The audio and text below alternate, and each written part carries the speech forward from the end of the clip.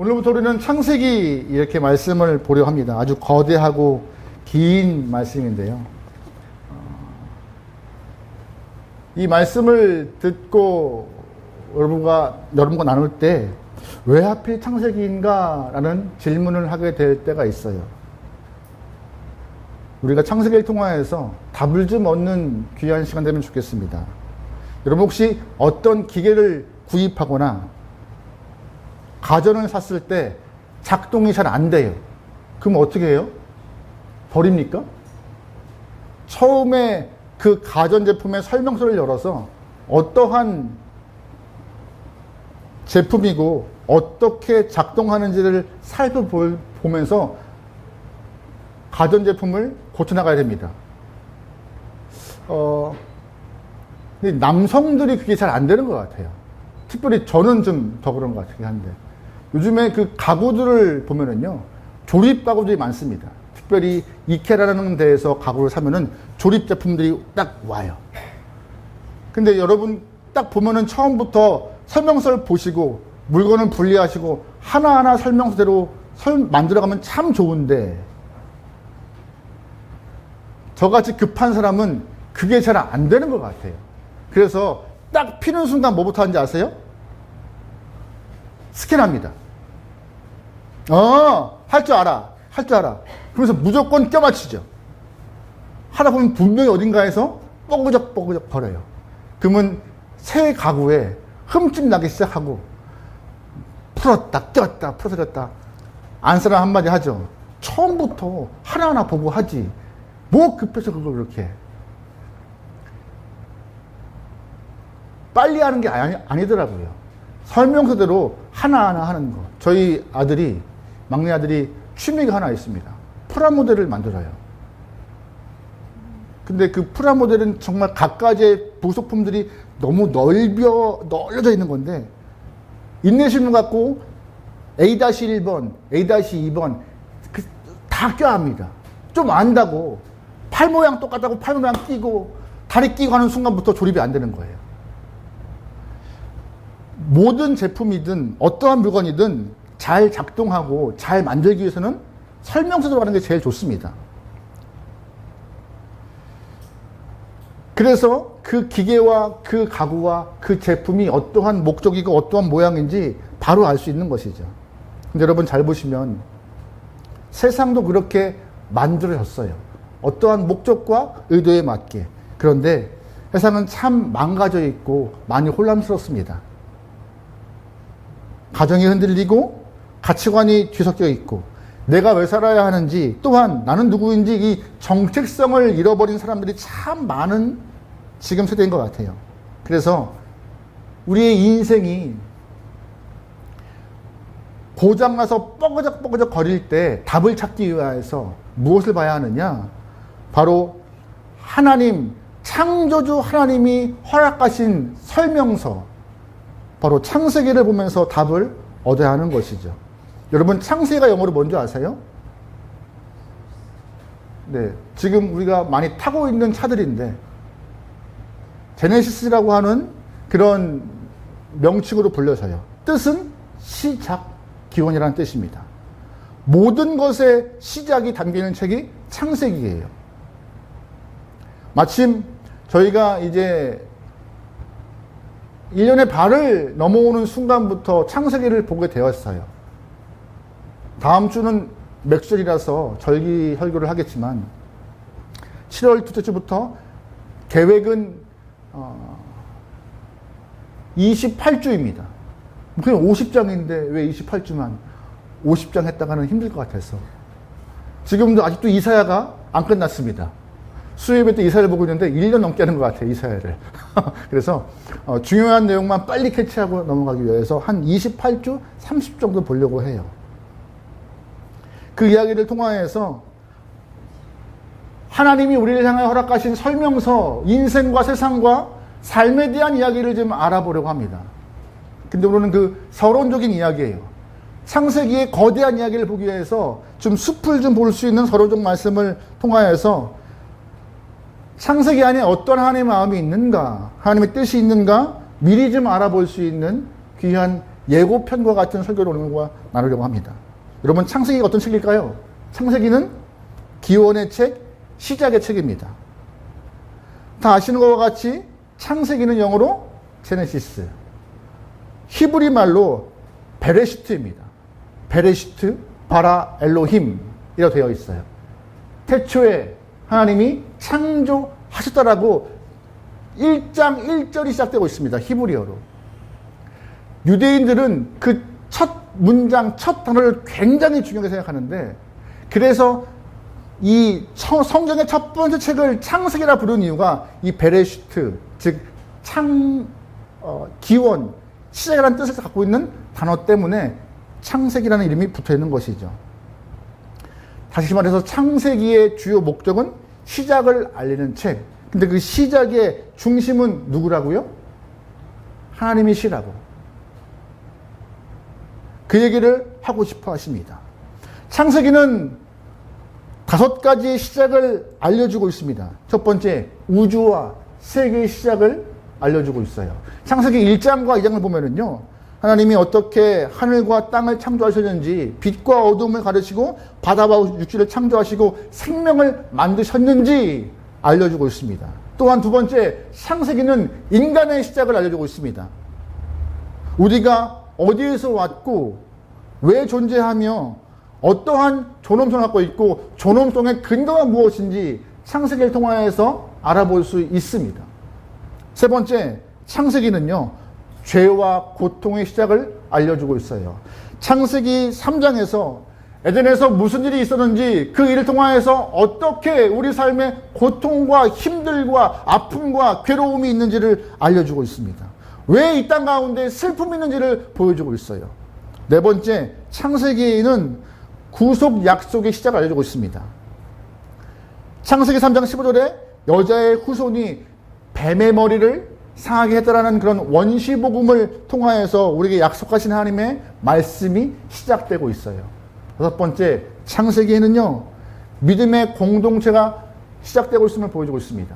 아브라함을 부르시고 아브라함의 아들 이삭과 야곱과 요셉을 통하여서 어떻게 믿음의 공동체가 만들어져 가고 있는지에 대해서 창세기는 설명하고 있죠.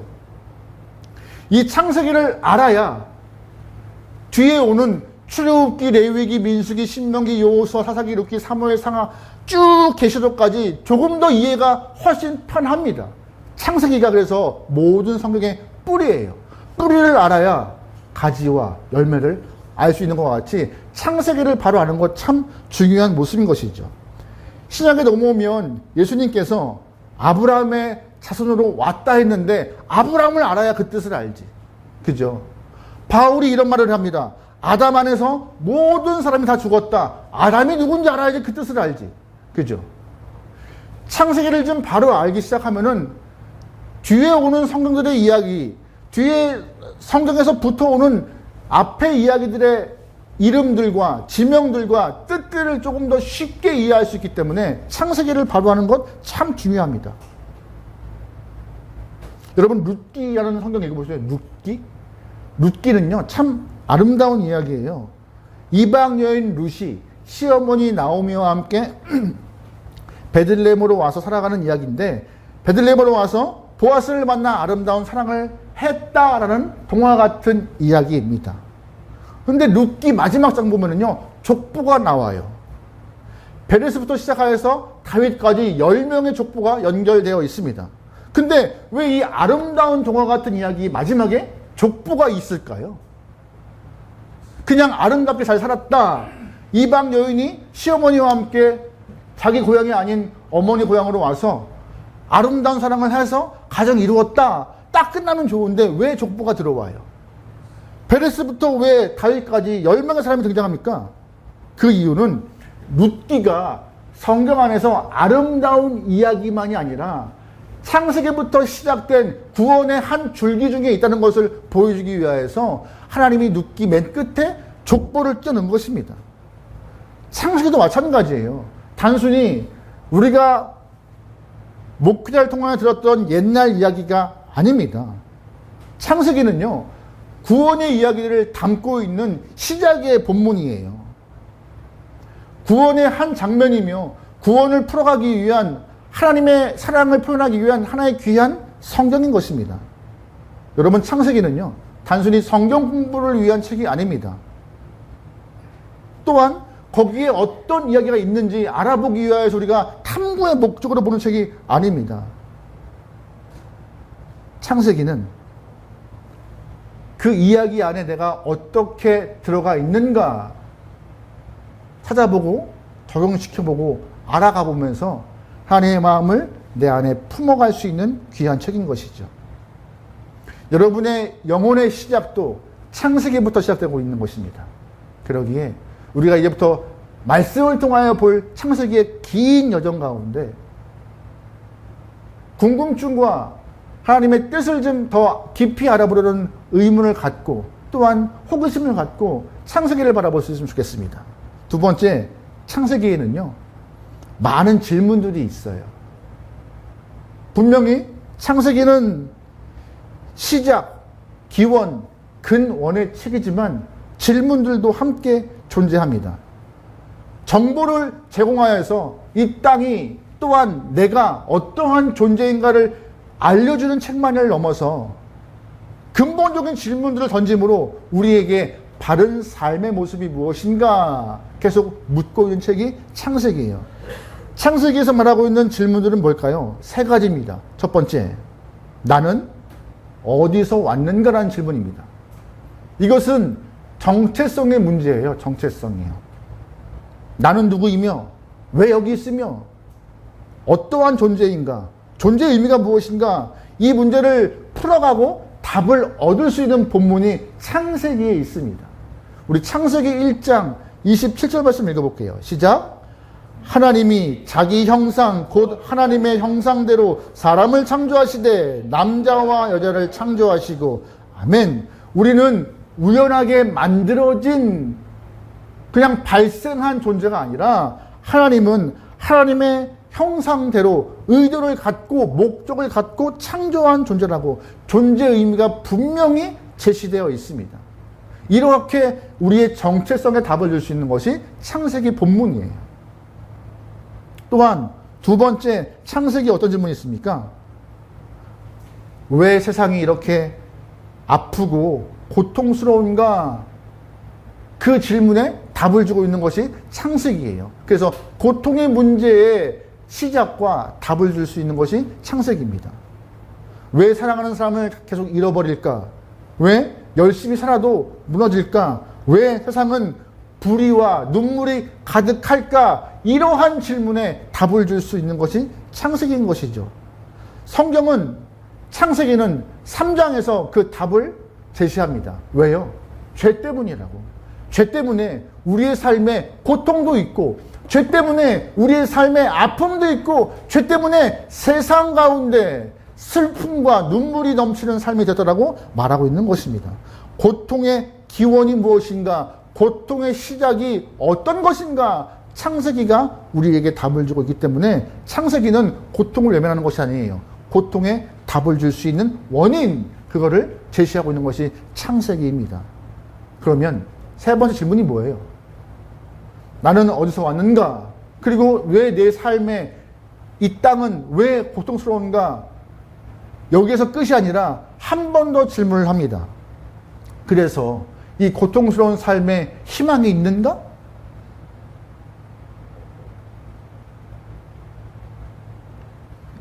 하나님의 의도를 갖고 창조된 인간의 삶이 고통스러운데 그 고통을 벗어날 수 있는 희망은 있는가? 그 질문에 답을 주는 것도 창세기입니다. 죄가 들어온 세계에서 고통이 가득한 현실에서 어떻게 하면 앞으로 나갈 수 있는가? 우리 창세기 3장 15절 말씀 읽어보겠습니다. 시작. 내가 너로 여자의 원수가 되게 하고 내 후손도 여자의 후손과 원수가 되게 하리니 여자의 후손은 내 머리를 상할 것이요 너는 그의 발꿈치를 상하게 할 것이니라 하시고. 아멘. 신학적으로 이 창세기 3장 15절을 원시 복음이라 합니다. 다시 말해서 복음의 시작이요. 답이 없는 인생, 고통 가운데 눈물밖에 흘릴 수밖에 없는 인생 가운데 하나님이 어떻게 답을 주시는지에 대해서 제시하고 있는 첫 번째 복음의 시작인 것이죠. 뭐라 말해요? 여자의 후손은 내 머리를 상하게 할 것이요. 여자의 후손이 누굴까요? 우리가 익히 복음서에서 보았던 예수님을 말씀합니다. 예수님이 너의 머리를 상하게 할 것이래요. 너라 함은 창세기 3장에서 아담과 하와를 유혹했던 하단을 말하고 있는 것이죠. 예수님께서 하단의 머리를 짓눌러 강하게 이겨내실 것이다. 하지만 너는 그의 발꿈치 살짝 상처만 낼 뿐이다. 상대가 안 된다. 하나님이 제시한 그 여자의 후손이 너에게 살 길과 희망을 줄 것이다 라고 이미 창세기 안에서 복음의 메시지를 선포하고 있는 것이 우리가 이제 볼 창세기 이야기죠. 현대인들은요, 이렇게 정체성의 문제, 보통의 문제, 미래의 문제를 답을 찾기 위해서 심리학과 철학과 과학을 공부합니다. 여러분, 정체성과 고통의 문제, 미래의 문제를 해결하기 위해서 심리학, 철학, 과학 공부하는 게 옳아요? 옳지 않아요? 또 이상한 질문 한다고 하시겠죠. 철학과 과학, 심리학 공부하는 게 옳아요? 옳지 않아요? 뭘 고민해요? 옳아요. 옳죠. 공부해야죠. 하지만 철학이든 과학이든 심리학이든 너무나 많은 이론들과 각자의 주장이 많기 때문에 뭐 하나 진리라고 말할 수 있는 것이 없다는 것입니다. 감사한 것은 성경은요, 명확하게 그 진리가 무엇인지, 답이 무엇인지 제시하고 있어요. 여러분, 시험 볼 때 오지선다에서 답이 아리까리 할 수가, 이렇게 표현하면 아리까리. 아리송할 때가 있잖아요. 선생님이 의도를 갖고 아리송하게 낼 수가 있지만 답이 두 개일 때가 있을까요? 답은 한 개입니다. 성경에서도 답은 한 개라고 말해요. 진리라고. 다른 것들 참고하고 조금 더 우리가 배움을 통하여서 여러 가지 방향들을 바라볼 수는 있겠지만 하나님이 제시한 답에서 벗어나는 순간 오답이고 틀린 답이고 맞지 않는 거라 바라보실 수 있는 그 기준과 근본을 제시하는 게 창세기예요. 창세기 말합니다. 당신은 하나님의 형상으로 만들어졌다. 우리의 정체성을 말해줘요. 또한 세상의 고통은 죄에서 왔다라고 하면서 고통에 대한 문제를 말해주고 있습니다. 마지막으로 창세기는 회복의 메시지, 약속을 전해주고 있어요. 여러분, 창세기를 통하여서 하나님의 귀한 은혜가 충만하게 소망합니다. 창세기 32장 보면은요, 야곱이 야복강에서 하나님의 사람과 씨름합니다. 씨름할 때 하나님의 사람이 야곱에게 물어봐요. 네 이름이 뭐냐? 라고 물어봅니다. 그러면 정말 하나님의 사람이 야곱의 이름을 몰라서 네 이름이 뭐냐라고 물어봤을까요? 알아요. 아는데 왜 물어봐요? 직면시키는 것입니다. 네 이름이 뭐냐 할 때 야곱은 스스로 이름을 야곱입니다라고 말합니다. 근데 야곱의 본래 뜻은 뭐예요? 속이는 자. 밤새 하나님의 사람과 씨름하는 야곱을 향하여서 하나님의 사람이 이제 네 이름 야곱 아니야. 너의 이름을 바꿔놓을 거야. 뭐라고요? 이스라엘로. 하나님과 싸워서 이긴 사람으로. 이게 성경의 이야기인 거예요.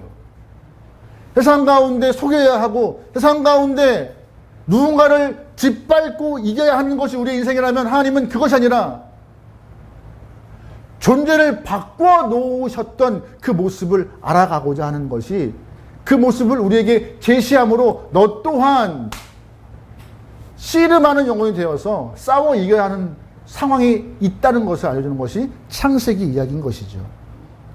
창세기는 이러한 질문을 던져요. 그래서 네 이름이 뭐니? 너 어디에서 왔니? 왜 살고 있니? 이러한 것들을 제시하고 묻고 답을 주는 것이 창세기의 이야기라는 것을 꼭 아시면서 여러분 창세기 앞에 이제 바로 설 수 있는 귀한 삶이 되면 좋겠습니다. 그러면 창세기가 질문의 책인 것도 알겠고 시작의 책인 것도 알겠습니다. 그러면 어떠한 자세로 이 책을 봐야 하고 이 성경을 읽어야 하는지 우리가 좀 우리의 자세를 바로 체크하면 좋을 것 같습니다. 우리가 어떤 마음으로 창세기를 좀 봐야 할까요? 어떠한 자세로 창세기 앞에 서야 할까요? 디모데후서 3장 16절 말씀인데 같이 읽어볼게요. 시작. 모든 성경은 하나님의 감동으로 된 것으로 교훈과 책망과 바르게 함과 의로 교육하기에 유익하니 아멘. 말씀 가운데 하나님의 감동으로 되어 있대요. 이것은 무엇이냐? 헬라어 표현으로 하나님의 숨결, 하나님의 호흡이 들어가 있는 책. 다시 말해서 성경은 살아계신 하나님의 말씀이다라고 말하고 있어요. 창세기 또한 하나님의 살아계신 말씀이다라고. 그 살아계신 하나님의 말씀 앞에 서 있을 때 우리가 어떠한 자세를 가져야 하는가 참 중요한 모습인 것이죠. 여러분은 꼭 기억하셔야 할 것은 창세기를 이제 계속 보실 때 우리가 피해야 될 자세가 있습니다. 이러한 자세를 피하면서 창세기를 좀 봐야 할 것인데 첫 번째, 논쟁으로 읽어내면 안 됩니다. 창세기를 피는 순간부터 바로 창조와 진화에 대한 논쟁이 붙을 수가 있는데 포인트를 잘 잡으셔야 돼요. 무슨 포인트냐? 중요한 문제는 창세기 1장의 핵심은 어떻게 창조했는가가 아니라 누가 창조했는가예요? 누가? 창세기 1장 1절 베레시트 바라 엘로힘 태초에 하나님이 창조했다라고 명시를 하면서 시작합니다. 어떻게가 아니에요. 누가 창조했으며 시작은 누구로부터 되었는가라고 제시하는 것이 창세기인 거예요. 핵심을 벗어나서 어떻게라는 순간에 매몰되는 순간 자꾸 논쟁거리가 발생합니다. 이게 맞아? 틀려? 두 번째, 창세기를 읽을 때 우리가 피할 자세는 무엇인가? 신화를 읽는 것과 같은 마음으로 보시면 안 됩니다.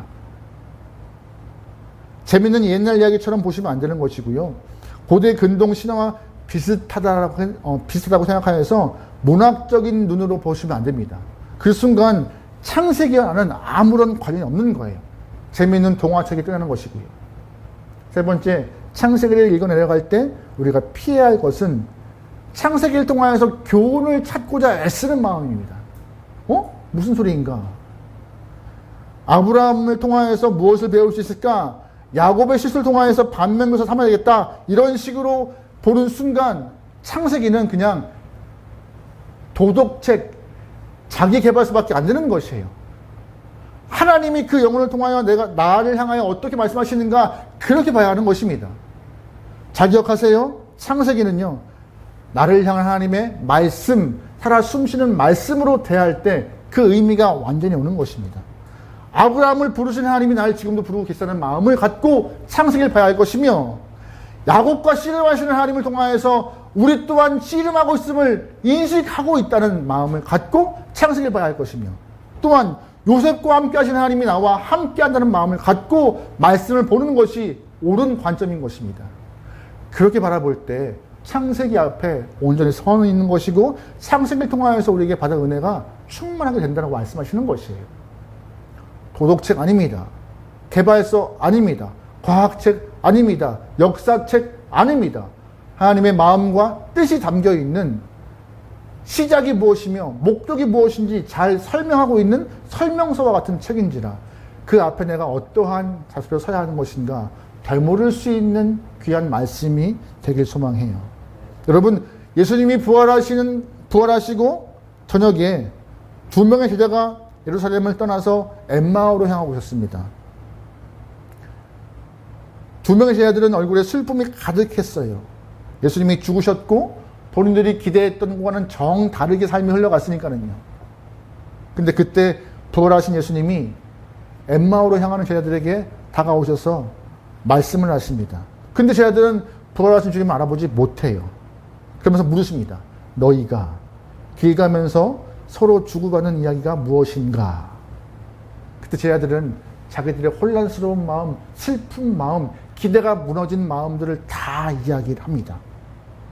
그때 예수님이 하신 말씀이 무엇일까요?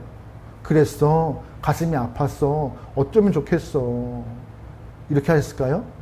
아니라는 것입니다. 누가복음 24장 27절입니다. 같이 읽어볼게요. 시작.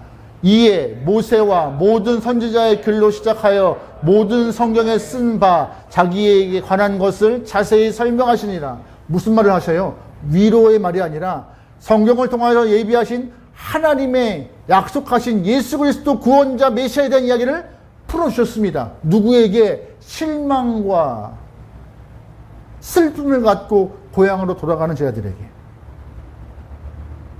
다른 얘기가 아니라 말씀 앞에 직면케 하여 허락하여서 그들이 가고 있는 길이 낭만과 슬픔의 길이 아니라는 것을 예수님이 말씀을 통하여서 계속 보여주세요. 그 이후 어떠한 모습이 있어요? 32절 말씀에 우리에게 성경을 풀어주실 때 우리 마음속에 마음이 뭐 했대요? 뜨거워졌대요. 그렇구나. 실망스러웠구나. 괴로웠구나. 절망스럽구나라고 위로의 말이 아니라 말씀을 통하여 하나님의 계획이 선포되어지고 제자들에게 가르쳐 주시자 그들의 마음에 뭐가 있어요? 뜨거움이. 말씀 앞에 바로 서서 주의 숨결을 느끼는 순간 마음의 뜨거움이 일어나는 것이 온전한 신앙인의 바른 모습인데 하나님은 창세기 앞에 우리가 바로 이렇게 쓰길 원하시는 것 같아요. 말씀을 읽을 때 뜨거움이 있기 원하고 창세기 읽을 때 우리에게 답이 찾아지기 원하고 창세기 읽을 때 우리에게 길이 보이기 원하시는 주의 마음이요. 이거 맞아? 하는 그런 마음보다 우리를 향한 하나님의 계획과 목적과 뜻이 무엇인지 그 말씀 앞에 서서 하나님의 마음을 좀 알아볼 수 있는 창세기 앞에 여러분과 제가 바로 서길 소망합니다. 창세기는 시작의 책이라 말씀드렸습니다. 어디서 왔고 우리가 어디로 가야 하며 어떻게 시작되었는지에 대해서. 창세기는 질문의 책이라 말씀드렸어요. 우리가 누구이며 고통은 어디서 왔고 고통의 끝이 무엇인가? 그 가운데 희망이 있는가? 이 질문들의 답을 주는 것이 창세기라는 것을 말씀드렸습니다. 이 수많은 질문의 시작 가운데 성경은 단도직입적으로 말해요. 베레시트 바라 엘로힘. 태초에 하나님이 다 시작했다. 그럼 끝도 그분이 책임지실 것이다.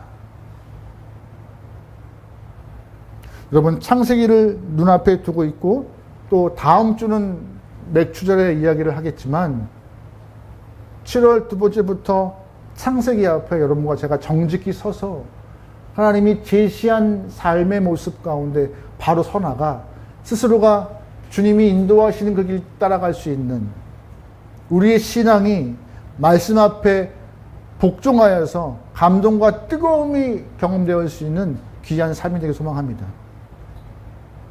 옛날 이야기하고 치부하지 않고 그 이야기가 오늘 여러분과 저에게 허락된 메시지라는 것을 기억하며 말씀 가운데 직면할 수 있는 우리가 되길 소망합니다. 할렐루야.